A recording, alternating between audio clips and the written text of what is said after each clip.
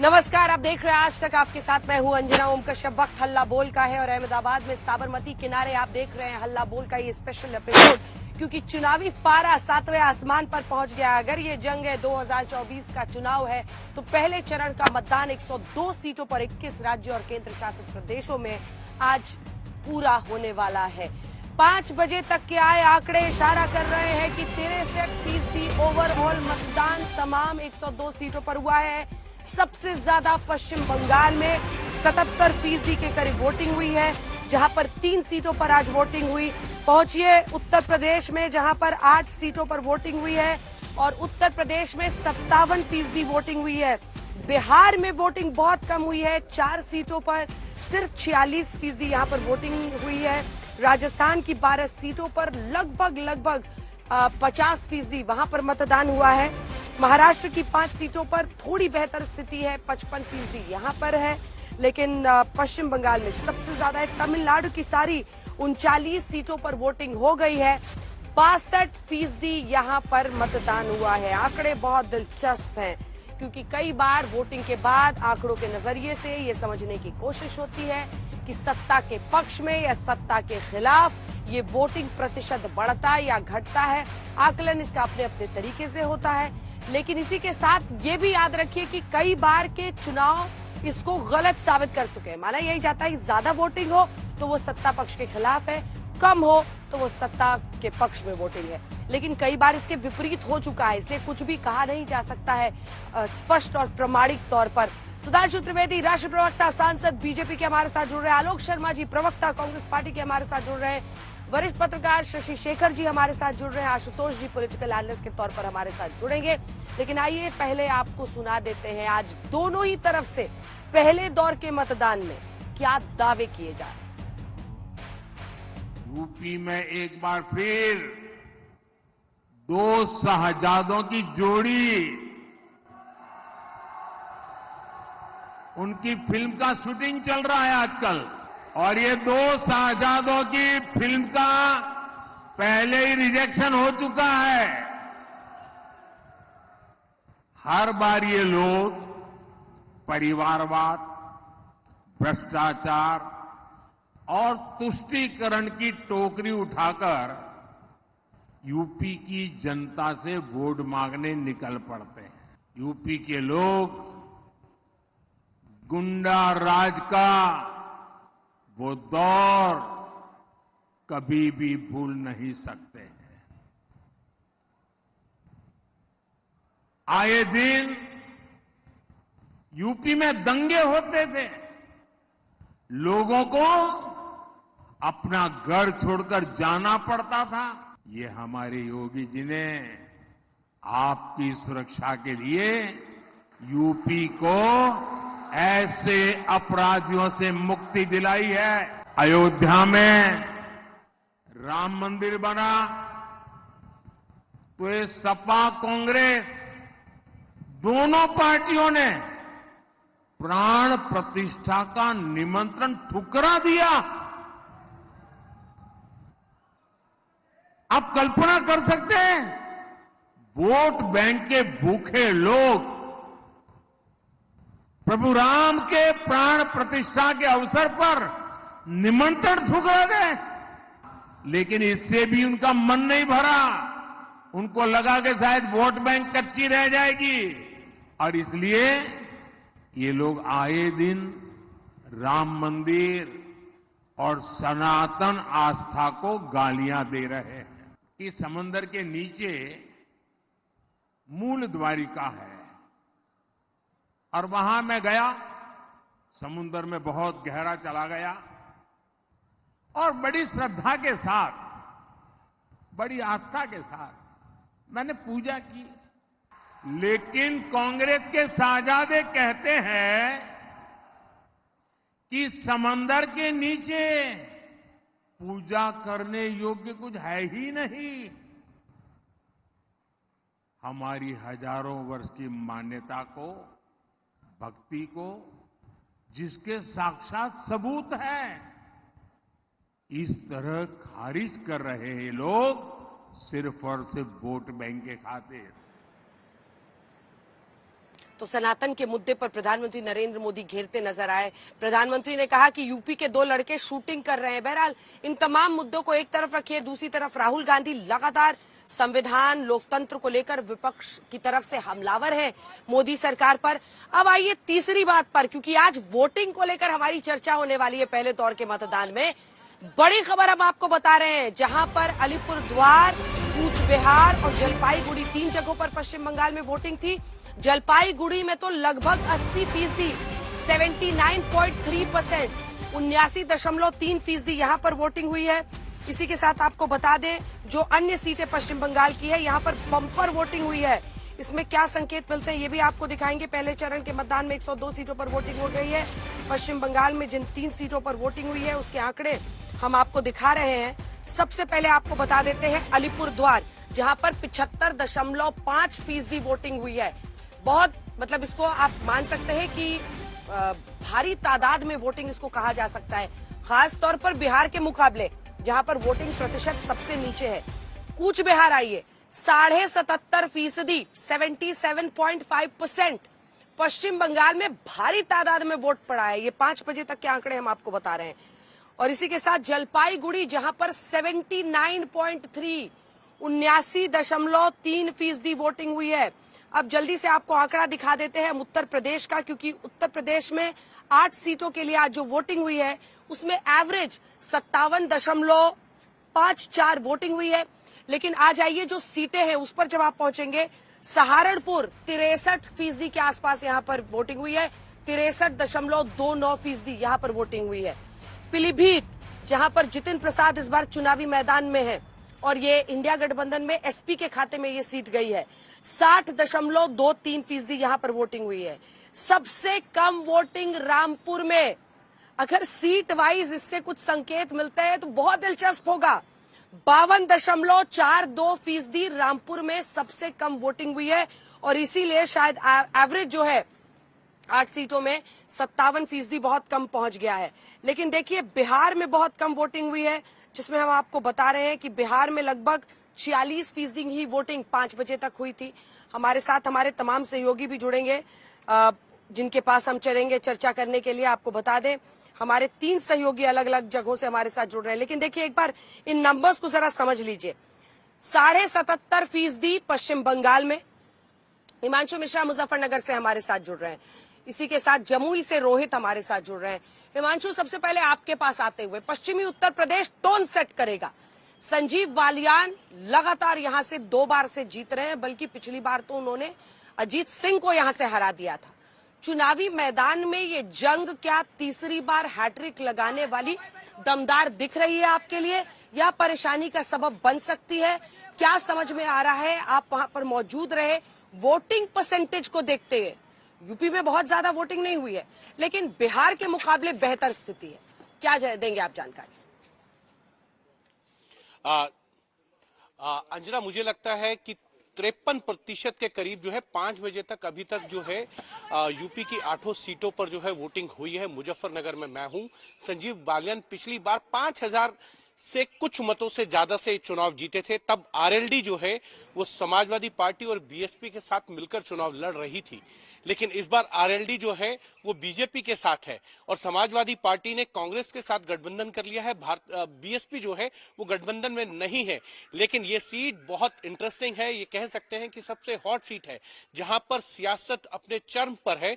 और उसका कारण यह है कि संजीव बालियान के खिलाफ हरिंदर मलिक हैं, दोनों जाट कम्युनिटी से हैं। और तीसरी तरफ जो है वो है दया प्रजापति, यानी कि आप मान सकते हैं कि समाजवादी पार्टी ने भी यहां पे मुस्लिम कैंडिडेट नहीं दिया है और मुसलमानों की जो संख्या है यहां लगभग 5.5 लाख के करीब है। तो ऐसे में मुस्लिम वोट किधर जाएगा ये देखना है। और दारा प्रजापति किसका वोट काटते हैं? अगर दारा प्रजापति अपने समाज और साथ ही साथ एससी वोट काटते हैं तो इसका नुकसान कहीं ना कहीं ये माना जा सकता है कि ये जो सीट है एक बार फिर फंसी हुई नजर आएगी और जीत का मार्जिन जो है बहुत कम नजर आएगा आपको। और ये हिमांशु, ये आपको मैं बताती हूँ, ये जो मुस्लिम तादाद इतना ज्यादा होने के बावजूद मुस्लिम उम्मीदवार ना खड़ा करना विपक्ष की तरफ से दरअसल एक स्ट्रैटेजी बन गई। 2013 के मुजफ्फरनगर दंगों के बाद ये साफ देखा गया कि पोलराइजेशन बहुत ज्यादा हो रहा है। और ऐसे में जब ये साफ दिखा कि अगर आप कोई मुस्लिम उम्मीदवार देते हैं, चाहे समाजवादी पार्टी हो, कांग्रेस हो, आरएलडी हो, बीएसपी हो, तो बहुत फायदा नहीं होता है। और शायद इसीलिए ये परिस्थिति इस वक्त बनती हुई दिखाई दे रही है, जिसका आपने जिक्र किया। किसी ने भी मुस्लिम कैंडिडेट नहीं दिया है। बहुत सारी सीटों पर पश्चिमी उत्तर प्रदेश में होता है। जल्दी जल्दी एक एक कमेंट ले लेते हैं, जिसके बाद मेहमान हमारा इंतजार कर रहे हैं। रोहित, आपके पास आते हुए 46% बिहार में सबसे ज्यादा उदासीनता वोटरों की दिखी है, कैसे इसे समझे? और जमुई पर बात पहले भी हो रही थी, पहले यहां से लड़ते थे खुद चिराग पासवान, ये सीट उनकी झोली में आई, जीजा जी को खड़ा किया, प्रॉक्सी उम्मीदवार कहा जा रहा है उन्हें, क्योंकि वो जम के प्रचार कर रहे हैं उनके लिए। खुद चले गए हैं हाजीपुर सीट पर, अपने पिता की पारंपरिक सीट पर। लेकिन 46%, 46% सबसे कम वोटर्स का यहां पर निकलना क्या इशारा कर रहा है? जी बिल्कुल अंजना, जिस तरीके की वोटिंग हुई है वो कहीं न कहीं चिंता का सबब है, और चिंता का सबब एनडीए के लिए भी और इंडिया गठबंधन के लिए भी है, क्योंकि सभी जो है इसको अपने अपने तरीके से देख रहे हैं। कुछ का कहना है कि शायद जनता बहुत संतुष्ट है, वो बदलाव के मूड में नहीं है, इसीलिए इतनी ज़्यादा संख्या में वोटर्स जो है वो बाहर नहीं निकले थे। लेकिन दूसरी तरफ इंडिया गठबंधन का ये दावा है कि उनके वोटर्स बाहर निकले थे, और जो एनडीए के वोटर्स एक अर्बन वोटर्स होते हैं, वो शायद गर्मी के कारण जो है जो 40-42 डिग्री का पारा था, तापमान था, उसके वजह से नहीं निकले हैं। तो सबके अपने अपने दावे हैं। लेकिन जमुई में भी जो है वोटिंग जो है काफ़ी कम हुई है। पिछले 19 की बात करें तो 55% वोटिंग हुई थी 2019 के लोकसभा चुनाव में, इस बार वो घटकर 46% तक आ चुका है। यानी आप समझ सकते हैं किस तरीके की उदासीनता जो है वो वोटरों के बीच में इस वक्त देखने को मिल रही है। और चिराग पासवान की क्योंकि ये सीट रही है पिछले 10 सालों से, प्रॉक्सी कैंडिडेट भी वही है, हालांकि जीजा जी चुनाव लड़ रहे हैं, तो ऐसे में जो जल्दी से अब एक बार चले जाते हैं। अशोक सिंघल नागपुर से हमारे साथ जुड़ रहे हैं। नितिन गडकरी संघ का भी, और नितिन गडकरी ने इस जगह को अपना गढ़ एक तरह से बना लिया है। ये किला आज भी उनके लिए इतना मजबूत दिखता है, अशोक? अंजना, बिल्कुल वो दावा तो कर ही रहे हैं कि इस बार मार्जिन उनका 2 लाख के करीब था। पिछली बार उससे पहले भी 2 लाख से थोड़ा ज्यादा था, लेकिन इस बार 5 लाख की बात वो कर रहे हैं। लेकिन अगर कांग्रेस की 2 शिवसेना है इस बार, 2 एनसीपी हैं, 2 फाड़ हुई हैं, तो वोट का डिवीजन भी उस ढंग से उम्मीद की जा रही है कहीं ना कहीं होगा। उसका जो पहले एनसीपी उधर जाती थी तो एनसीपी का कुछ हिस्सा इधर भी है। तो और उसके अलावा नितिन गडकरी जो अपने तरीके से काम के नाम पर, अपने जो परफॉर्मेंस है, जो उन्होंने काम किया 10 सालों में, उसके नाम पर वोट मांग रहे हैं। दूसरी तरफ जो विकास ठाकरे हैं, कुंभी जाति से आते हैं। कुंभी जो है यहाँ पे 4 लाख के करीब वोटर है। ओबीसी दलित काफी डोमिनेट करने वाली जातियां हैं, और कहा जाता है कि जिधर वो ज्यादा से ज्यादा जाते हैं वो डिसाइड करता है कि कौन जीतेगा। लेकिन नितिन गडकरी का अगर 2014 के बाद से देखें ट्रैक रिकॉर्ड, तो ये तमाम जातियों में काफी बड़ा हिस्सा नितिन गडकरी के पास भी आया है। और जहां तक वोट प्रतिशत की बात है, वोट जो पोल हुआ है 54% पिछली बार हुआ था, इस बार अभी तक 5 बजे तक 48% हुआ है। तो उम्मीद की जा रही है कि ऑलमोस्ट उतना या उससे कहीं ज्यादा वोट पड़ सकता है। लेकिन नितिन गडकरी काफी आशावान है, उम्मीद कर रहे हैं, आश्वस्त है इस बात को लेके कि जीत को लेके तो कोई प्रॉब्लम नहीं है। लेकिन मार्जिन की बात है कि मार्जिन कितना वो बढ़ा पाते हैं। लेकिन दूसरी तरफ विकास ठाकरे भी अंजना मेयर रहे हैं, कांग्रेस के विधायक हैं। कुमार अभिषेक के पास जल्दी से चलते हैं। रामपुर से हमारे साथ कुमार अभिषेक जुड़े हुए हैं। तमाम मेहमान भी हमारा इंतजार कर रहे हैं। लेकिन देखिए अभिषेक, आपके पास आने से पहले, चूंकि आप भी बिहार को लगातार कवर करते रहे, पहले बिहार के नंबर्स बहुत इंटरेस्टिंग है जो हमारे दर्शकों को सुनने चाहिए। 46.32 एवरेज है ये, 46%, 50% भी नहीं पहुंचा। जबरदस्त उदासीनता ऐसे कहा जा सकता है वोटर्स का। औरंगाबाद में सबसे ज्यादा, लेकिन वहां भी हाफ सेंचुरी नहीं बना पाए, 49.5%, 49.5%। औरंगाबाद से गया ये जीतन राम मांझी के लिए 5 बजे तक, यहाँ पर 48.5% मतदान। सबसे कम नवादा में 40%, सिर्फ 40%। बिहार की उदासीनता वोटर्स की। वहीं पश्चिम बंगाल, त्रिपुरा जैसी जगहों पर अति उत्साह। किस तरह से इसे देखा जाए, इस पर सबकी नजर है। ओवरऑल 63% है, लेकिन रामपुर टोन सेट करता है। और पहले भी आपसे बात हो रही थी, टोन सेट करता है एक इस तरीके से कि आजम खान का ये गढ़ था, और यहां पर बीजेपी पूरी ताकत झोंक रही है कि हम कुछ ऐसा करें जिसकी वजह से हम रामपुर को अपनी झोली में कर दें, और 80 के 80 का दम भर रहे हैं। चैलेंज बड़ा है।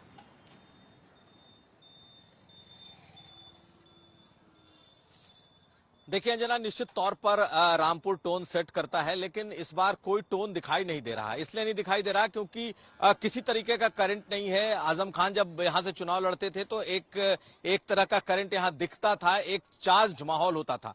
लेकिन इस बार बिल्कुल शांत है। हमने रामपुर के कई इलाकों को देखा है, लेकिन एक बात दिखाई दे रही है कि कहीं लंबी कतार नहीं, कहीं लंबी भीड़ नहीं, लंबी लाइन नहीं। लोग इक्के दुक्के करके आते रहे और वोट करते रहे। हालांकि 50% से ऊपर जा चुका है और तकरीबन 53-54% जाएगा, फिर भी वो उत्तर प्रदेश के एवरेज से कम ही होगा। लेकिन बीजेपी के लिए भी यहां एक समस्या है, क्योंकि ये बहुत बड़ा मुस्लिम बहुल क्षेत्र है। 50% से ज्यादा यहां मुसलमान हैं और कहीं वोटिंग में किसी तरह की कोई परेशानी नहीं हुई है। लोग निकल करके आए हैं, उन लोगों ने वोट किया है। पिछले चुनाव में सबसे बड़ा आरोप लगा था कि प्रशासन ने लोगों को वोट नहीं डालने दिया, ऐसा आरोप था। लेकिन इस बार जबरदस्त जितने लोग निकले हैं, सबने जबरदस्त अपने तरीके से वोटिंग की है, तो इस पर नजर रहेगी। दूसरी बात यह है कि 50% अगर आप मान लें से ज्यादा मुसलमान है तो लगभग 10% दलित हैं।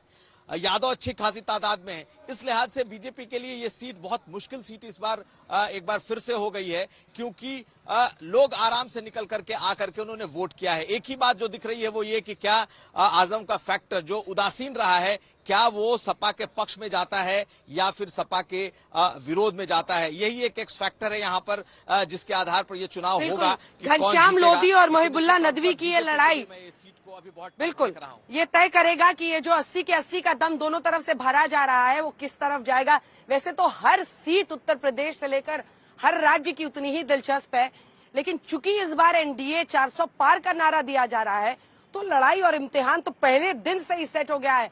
सुधांशु त्रिवेदी जी, आप तमाम हमारे सहयोगी जो जुड़े हमारे साथ 6 बजे के इस बुलेटिन में बताने की वोट प्रतिशत का क्या अर्थ है, बहुत धन्यवाद आपका।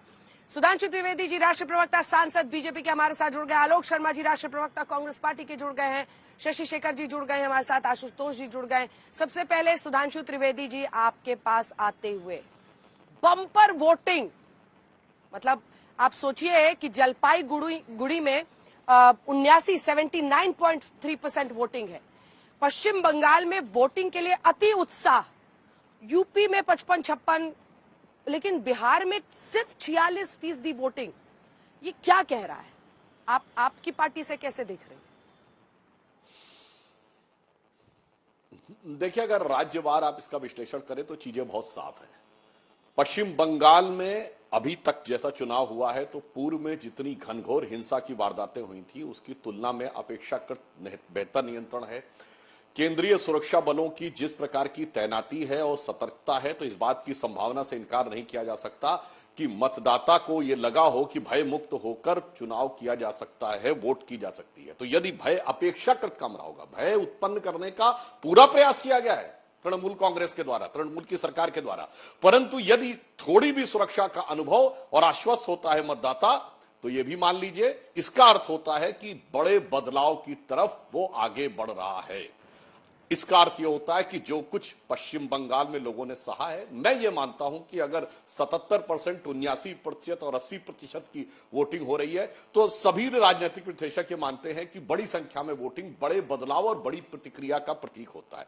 अब आइए दूसरे राज्यों में मैं कहना चाहता हूं, आइए बगल में बिहार में वस्तुस्थिति बहुत स्पष्ट हो सकती कि जब भाजपा, जदयू और जो हमारे एनडीए के घटक दल हैं, इनके सामने अगर आप देखें तो सामाजिक समीकरण और वोट प्रतिशत के हिसाब से कहीं पर कोई गुंजाइश नजर नहीं आती है। दावे चाहे जो भी किए जाएं, क्योंकि कांग्रेस के पास तो कोई खास वोट है नहीं, लेफ्ट के पास कोई खास वोट है नहीं, कुल मिलाकर सब कुछ राजद के वोट के ऊपर ही रहना था। तो कई बार लोगों को लगता है यथास्थिति है, तो हो सकता है इस कारण से, यथास्थिति के कारण उतनी रुचि न दिखाई पड़ती हो, या कम से कम इतना तो जरूर मानना चाहिए।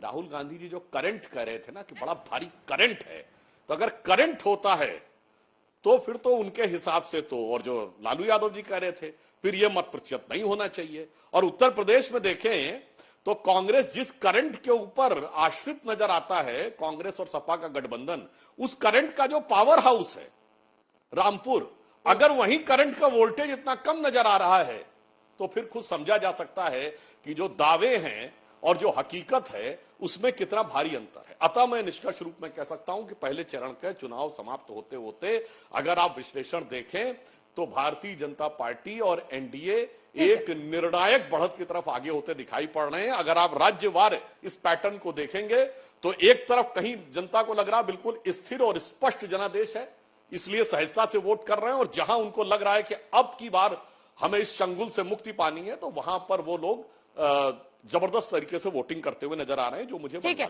एक खबर आ रही है, आपको टोक रही हूँ एक सेकंड सुधांशु जी, क्योंकि आज खबरों की बौछार जब भी आ रही है अपने जो हमारे मेहमान हैं उनको रोकेंगे। ये देखिए बड़ी खबर इस वक्त आ रही है कूच बिहार की सीट, जहां पर निश्चित प्रामाणिक है भारतीय जनता पार्टी की तरफ से राज्य मंत्री रह चुके हैं। वहां पर बीजेपी उम्मीदवार निश्चित प्रामाणिक ने आरोप लगाया है टीएमसी पर। एक पोलिंग बूथ पर टीएमसी के गुंडों का हंगामा, 100 बाइक पर आए टीएमसी के गुंडे, उन्होंने उत्पात मचाया। पहले टीएमसी ने बीजेपी पर लगाए थे गुंडागर्दी के आरोप।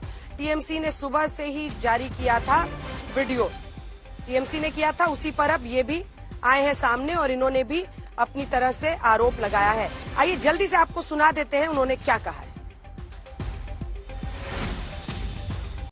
मेरे पास खबर था कि बहुत सारा जो गुंडे है तृणमूल का एंटी सोशल एलिमेंट्स, वो बाइक लेकर 100 से भी ज्यादा बाइक लेकर इस बूथ पे आया और तोड़फोड़ किया बूथ को।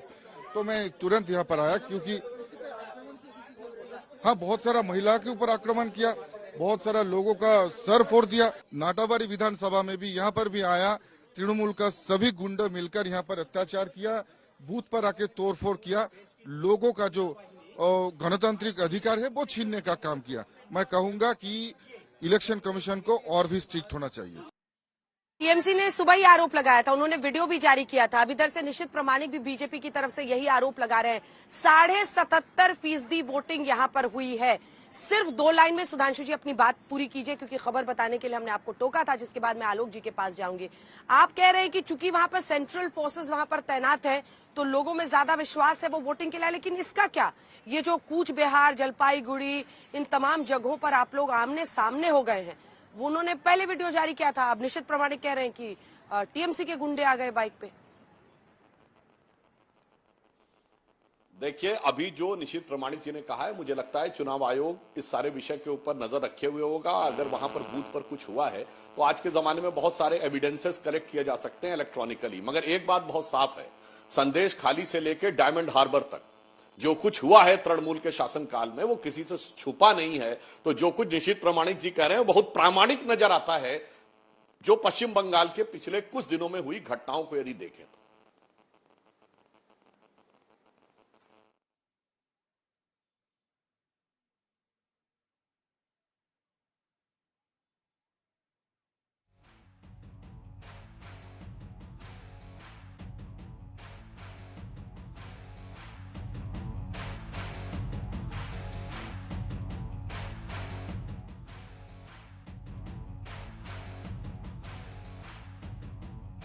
अब आलोक जी के पास, अब सुधांशु जी रुक जाइए, आलोक जी आपके पास आते हुए मेरा प्रश्न आपसे यह है कि उन्होंने अपनी अपनी थ्योरी दी, आप भी अपना लॉजिक देखेंगे। पश्चिम बंगाल में वो कह रहे हैं चूंकि इस बार reserve forces, central reserve forces वहां पर तैनात थी, लोगों में ज्यादा विश्वास आया, इसलिए वहां पर बम्पर वोटिंग हुई है। जबकि बिहार में, यूपी में वो अपना एंगल दे रहे हैं और कह रहे हैं कि जहां पर सबसे ज्यादा राहुल गांधी कहते थे कि करंट है वो रामपुर उसका प्रतीक है और वहीं पर वोल्टेज कम नजर आ रहा है।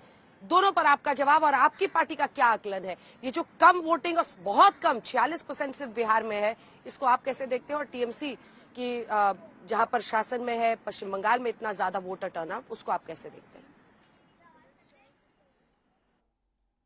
देखिए अंजना जी, मुझे लगता है कि ये जो पहले वाला लॉजिक दिया गया है वो तो पूरी तरह से ही निरस्त है।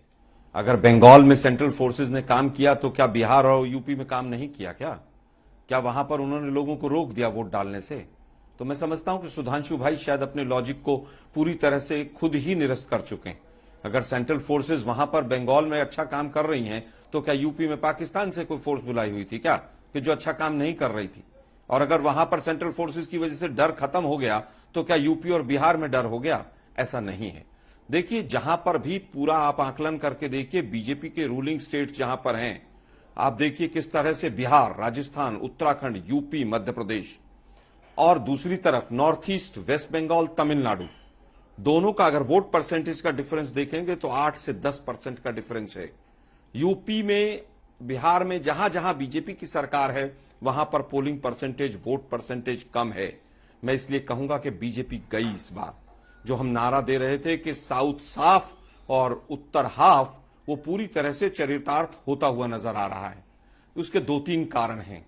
सबसे पहली चीज तो जो प्रधानमंत्री जी के जो निम्न स्तरीय भाषण हैं, वो अब लोगों के अंदर कोई भी किसी तरह का कोई नहीं जगा पा रहे हैं उत्साह। जिस तरह की आज की भाषा अभी जो आज तक पर मैं देख रहा था, 2 शहजादों की जोड़ी, फिल्म की शूटिंग, प्राण प्रतिष्ठा, प्रभु राम पर चले गए वापस, तो कहीं ना कहीं आज देश के प्रधानमंत्री को नजर आ गया है कि केवल वही एक पोलराइजेशन का ही रास्ता बचा है। आपने बार बार कहा कि किस तरह से यहां पर बदलाव के लिए वोट हो रहा है। अरे भाई, बदलाव कैसे होगा वेस्ट बंगाल में? तमिलनाडु में बदलाव कैसे होगा? क्या स्टेट गवर्नमेंट का चुनाव है क्या? ये तो चुनाव जो है वो केंद्र सरकार के लिए है। तो क्या केंद्र सरकार के लिए बदलाव के लिए आप कह रहे हैं? मैं समझता हूं कि आज एक स्पष्ट आंकड़ा दिखाई देता है अंजना जी, कि जहां जहां पर बीजेपी की सरकार है वहां पर 8 से 10% वोट कम है। सबसे पहला आंकड़ा। दूसरा, जिस तरह से मोदी फैक्टर और राम मंदिर के भरोसे केवल और केवल के मोदी जी के नाम पर वोट पड़ जाएगा और हम जीत जाएंगे, आज पूरा बीजेपी का वर्कर शिथिल हो गया है। बीजेपी के वर्कर को समझ आ गया कि ऊपर वाले लोग भ्रष्टाचार करेंगे, इलेक्टोरल बॉन्ड से पैसा खाएंगे और हमारी वर्कर्स की कोई कदर नहीं होगी। आज आरएसएस ने भी अपना हाथ खींच लिया, आरएसएस ने वोटिंग नहीं कराई है। मैं कई राज्यों की रिपोर्ट लेने के बाद आपके सामने बैठा हूं। आरएसएस के तमाम लोग घरों से नहीं निकले। उन्होंने कहा है कि भ्रष्टाचारी सरकार है, इसको जाने दो। मोदी की सरकार गई। आज का जो पहला फेज था वो निर्णायक फेज था इनके लिए, और वो इंडिकेशन ये कर रहा है कि पूरी तरह से, जैसे राजस्थान में 12 सीटें हैं, 12 की 12 बीजेपी के पास थी, आज 7 से 8 सीटें कांग्रेस पक्के तौर पर जीत रही है पहले फेज में। मुझे लगता है कि बीजेपी को आकलन करना चाहिए। और इस जो मैं आज वक्तव्य दे रहा हूं आज तक अहमदाबाद से ये शो कर रही हूं अपने दर्शकों को ये बताते हुए और आप लोगों को भी, चारों मेहमानों को, कि अभी फिलहाल मेरा ऑडियो कट गया है, लेकिन मैं उम्मीद कर रही हूं कि आलोक जी ने अपनी बात पूरी कर ली होगी। मैं अगला सवाल बोल देती हूँ, तब तक फोन फिर से कनेक्ट हो जाएगा। शशि शेखर जी, सुधांशु जी एक साथ जवाब दीजिए। शशि शेखर जी और आशुतोष जी भी एक छोटा छोटा वर्जन दे दें आज वोटर टर्नआउट पे। बहुत दिलचस्प मोड़ पे बहस आ गई है शशि शेखर जी। देखिए, वोटर टर्नआउट, अब यहाँ से अब जितनी पार्टी के नेताओं से आज बात करेंगे, नहीं नहीं एकदम कमाल ही हो गया है पश्चिम यूपी में, यहाँ से एकदम अब हम लोगों की बयार बह रही है। बिहार में अगर कम है तो वो सत्ता के खिलाफ नहीं है। लेकिन आलोक शर्मा जी कह रहे हैं कि पश्चिम बंगाल में ममता दी की तो राज्य में सरकार है ना, देश में तो सरकार मोदी जी की है। उनका ये कहना है कि चाहे तमिलनाडु में डीएमके की है, लेकिन देश में तो मोदी सरकार। तो हाई वोटर टर्नआउट जो तमिलनाडु और पश्चिम बंगाल में है, उसको वो कहते हैं कि वो केंद्र सरकार के खिलाफ इतना हाई वोटर है। अब आपको तलवार की धार पर चलना है, आप इसको कैसे एनालाइज करते हैं? और फिर सेम सवाल आशुतोष जी की, आप भी इसका जवाब दीजिएगा, क्योंकि सबसे ज्यादा त्रिपुरा, पश्चिम बंगाल, तमिलनाडु, इन्हीं जगहों पर वोटिंग देखी गई है। ये राज्य के खिलाफ है या केंद्र के खिलाफ? अंजना, मैं आपकी बात का बहुत सीधे लफ्जों में जवाब देना चाहूंगा। सुधांशु जी और आलोक जी की बातों का अपना अर्थ है और उसके पीछे उसके निहितार्थ हैं, तो वो मैं उनके सम्मान करते हुए दोनों अपने मित्रों का, मैं उनकी बात का जवाब नहीं दे रहा। लेकिन अगर किसी चुनाव को पढ़ना है तो पिछले कई मतदानों ने साबित किया है कि ज्यादा या कम टर्नआउट किसी खास दिशा में नहीं ले जाता। ये अगर इसको आपको देखना है तो देखना ये होगा कि किस तरह की पोलिंग बूथों पर ज्यादा मतदान हुआ, जिस जगहों पर मतदान ज्यादा हुआ वह किस तरह के लोग रहते हैं और जो लोग रहते हैं उनकी लीनिंग किस तरफ थी। तो इसकी अभी एनालिसिस, चूंकि अभी मतदान अभी तो चल ही रहा है, कुछ जगहों पर कुछ जगह खत्म हो गया है, ये करना बड़ा मुश्किल है। लेकिन ये मेरे लिए आश्चर्यजनक है और ये मैं अपनी बात बता रहा हूं एक पत्रकार के नाते कि बिहार और उत्तर प्रदेश में मतदान कम क्यों हुआ, क्योंकि मुझे उम्मीद थी कि यहाँ मतदान बहुत ज्यादा होगा और वो उम्मीद इसलिए थी कि जनता में मुझे जोश नहीं दिख रहा था। जनता बिल्कुल शांत बैठी हुई थी, हम लोग कुरेदते थे मैदान में जाकर, तब भी हमें जवाब बहुत ही गोल मोल मिलते थे, तो लगता था। लेकिन चुनाव आयोग ने बहुत कोशिश की थी, बहुत से नए मतदान केंद्र बनाए गए थे, प्रयास था कि लोग निकले, लेकिन लोग उतने निकले नहीं। अब इसका नतीजा क्या निकलता है जना, 4 जून तक वेट करना होगा। मैं इस पर कोई निश्चित भविष्यवाणी नहीं कर सकता, मुझे 1-2 दिन लगेगा अपने संवाददाताओं से बात करके कि किन लोगों ने ज्यादा मत किया है, किन लोगों ने कम मत किया है। एक बात बहुत साफ है शहर फिर पिछड़ गए हैं और शहरों का पिछड़ना यकीनन एक संकेत देता है। अंजना। ठीक है, बिल्कुल। आशुतोष जी, अब आपके पास आते हुए यही सवाल का जवाब, मैं तो एक डायरेक्ट कंपैरिजन कर रही हूं। बिहार 46%, पश्चिम बंगाल 77%, मतलब जलपाईगुड़ी जैसी जगहों पर 80% को छूता हुआ वहां पर वोट परसेंटेज, तमिलनाडु में 66% के आसपास वोटिंग। ये स्टार्क कॉन्ट्रास्ट, ये क्या वाकई कुछ संकेत दे रहा है?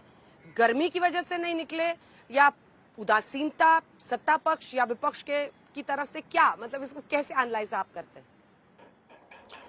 देखिए, इसमें एक चीज तो मैं शशि जी की राय से पूरी तरीके से सहमत हूं कि वोटर में कम से कम उदासीनता हमको दिखाई पड़ रही है, और वो उदासीनता कुछ राज्यों में बहुत ज्यादा है।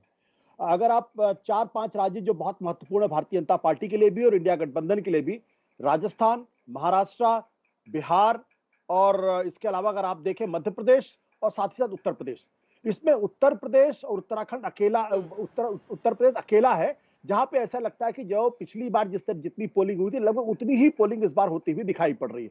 57.54 और पिछली बार की जो पोलिंग थी, मतलब पूरे चुनाव की लेता हूं 2019 की, तो उसमें 59.21% था।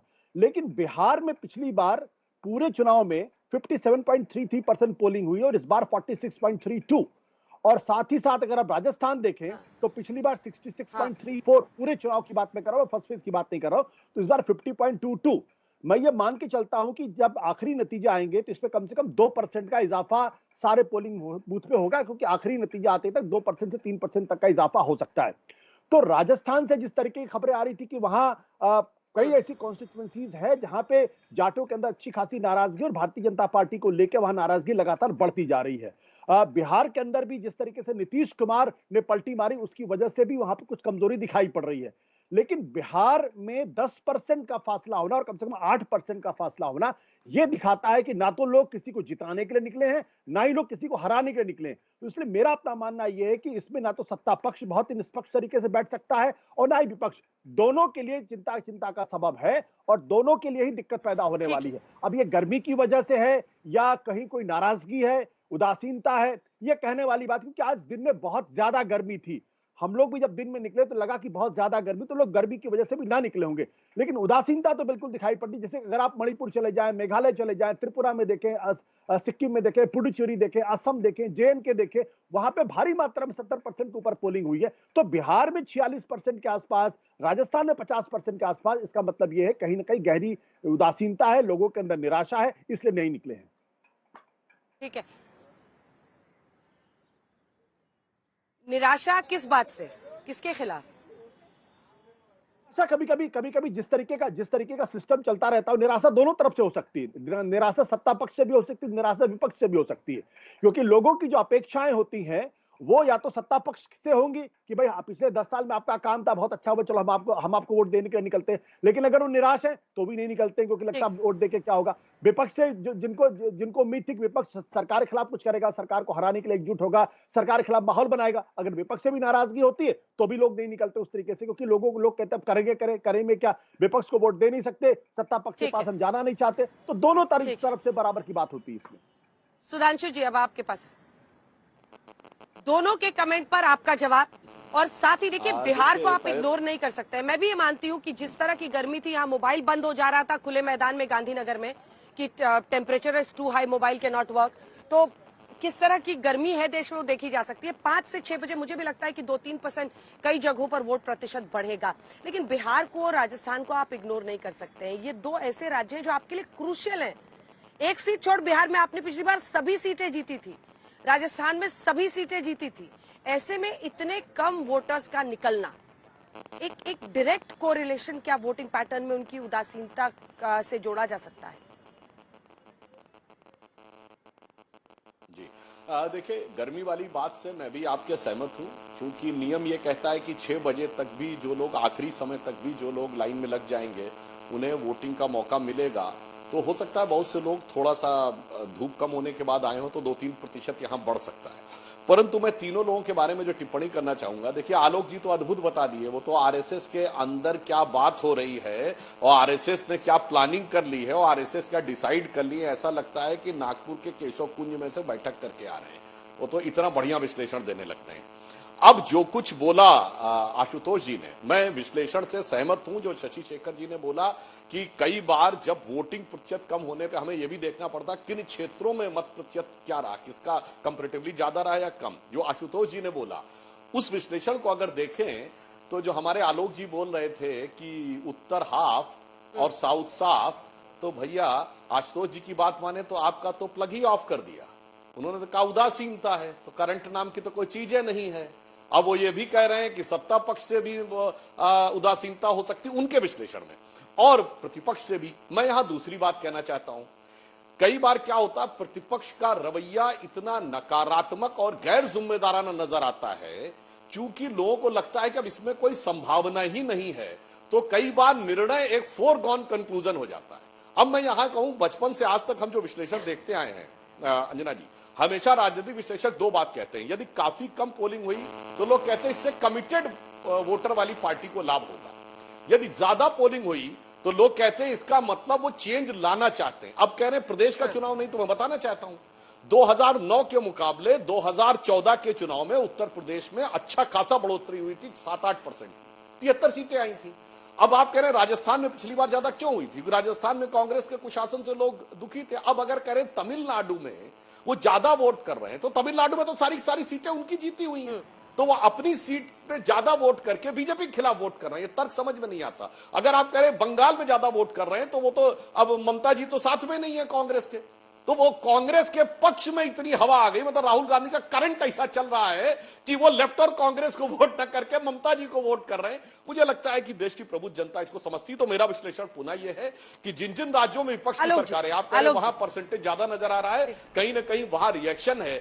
और उत्तर भारत के राज्यों में लोगों को उदासीनता है, और मुख्यतः विपक्ष के नजरिए से, इसलिए उनको लगभग स्पष्ट नजर आ रहा है कि निर्णय क्या होने जा रहा है। इसलिए भी हो सकता है लोग कम आए और कमिटेड। आलोक जी, वो जो पारंपरिक तरीका है उस पर अपना फोकस कर रहे हैं।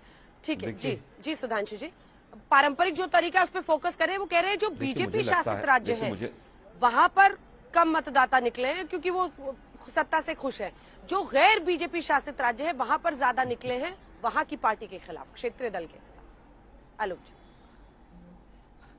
देखिए, मुझे लगता है कि वहां की राज्यों के खिलाफ अगर चुनाव होता, राज्यों का चुनाव होता, तो मैं इस तर्क को बिल्कुल स्वीकार करता। लेकिन जब राज्यों का चुनाव नहीं है, केंद्र का चुनाव है, तो स्वाभाविक है कि मैं इस तर्क को दरकिनार करता हूं। लेकिन आज की जो बात है वो पूरा एक पैटर्न आ रहा है। हिंदी बेल्ट, बिहार देखिए, उत्तर प्रदेश देखिए, राजस्थान देखिए, उत्तराखंड देखिए, मध्य प्रदेश देखिए, हिंदी बेल्ट में वोट परसेंटेज कम होना और उदासीनता होना, और भयंकर उदासीनता होना, ये बताता है कि कहीं ना कहीं अब लफाजी नहीं चलेगी। कहीं ना कहीं ये बताता है कि झूठ के जो भाषण हैं उनका प्रभाव नहीं हो रहा है। अभी तक भी देश के प्रधानमंत्री आज भी विपक्ष को ही कोस रहे हैं। तो ये उदासीनता का मूल कारण जो है वो ये है कि भाजपा जो है वो 2-3 लोगों के हाथ में आ गई है, और वो लोग केवल और केवल झूठ बोल रहे हैं देश के सामने। उदासीनता का एक बहुत बड़ा कारण है कि आप कन्हैया लाल के नाम पर आपने वोट मांगा तो वोट परसेंटेज बढ़ा, लेकिन अब किस बात पर वोट मांगेंगे? केंद्र में भी आपकी सरकार है, राज्य में भी आपकी सरकार है।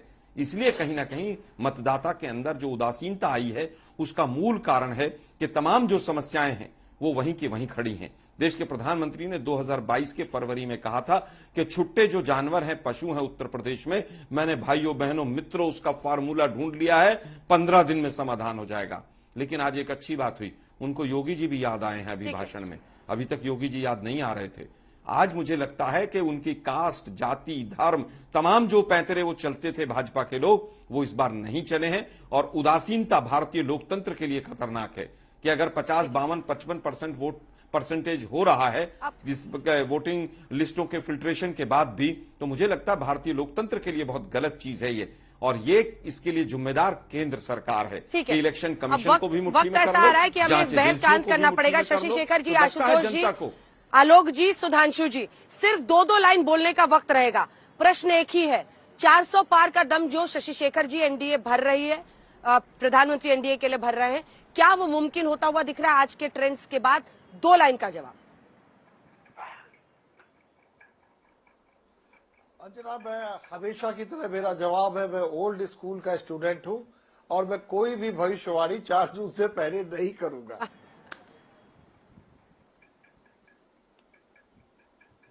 आशुतोष जी, आशुतोष जी old- आजकल लेकिन शशि जी खूब भविष्यवाणी करते हैं एकदम, बीच बीच नहीं, में एक लेकिन लाइन ड्रॉप कर देते हैं और जनता उस पर चर्चा करती रहती है। हाँ आशुतोष जी। मैं ओल्ड स्कूल के मास्टर जी का शिष्य हूं, इसलिए मैं भी भविष्यवाणी नहीं करता हूं। आप अच्छी तरीके से इस बात को जानती हैं। लेकिन एक बात मैं जरूर कहूंगा, ये जो दौर है ये भारतीय जनता पार्टी के लिए सबसे मुश्किल वाला दौर है। और क्योंकि इसमें राजस्थान भी है, इसमें उत्तर प्रदेश भी है, दोनों जगह बीजेपी की स्थिति कमजोर दिखाई पड़ती है। इसमें महाराष्ट्र भी है और बिहार भी है, ठीक और है। साथ ही साथ तमिलनाडु भी। तो अगर सीटों के लिहाज से देखेंगे तो ये बीजेपी की आलोक सबसे जी दो लाइन, आलोक जी दो लाइन। ठीक है आलोक जी दो लाइन, आलोक जी दो लाइन। देखिए, मुझे लगता है राहुल जी ने जो बात कही थी कि मामला 150 के आसपास ही रहेगा। उत्तराखंड में बीजेपी हाफ से भी कम 2 सीटों मुश्किल से जीत पाएगी, 3 सीटें हम कंफर्म जीत रहे हैं। राजस्थान, बिहार, उत्तर प्रदेश, मध्य प्रदेश हमारा प्रदर्शन बहुत बेहतर रहेगा। बीजेपी 150 पार नहीं जा पाएगी। ठीक है सुधांशु जी, सिर्फ 2 लाइन, सिर्फ 2 लाइन। वो कह रहे हैं राहुल जी का प्रेडिक्शन सही होगा। सिर्फ 2 लाइन। देखिए, अगर इनकी राहुल के बस एक ही लाइन, राहुल के करंट में दम होता तो रामपुर में स्पार्किंग हो गई होती। तो मैं सिर्फ एक लाइन कहूंगा, राहुल इंडिया और घमंडिया, सबका संकट एक है, आएगा तो मोदी ही, चूंकि नियत नेक है।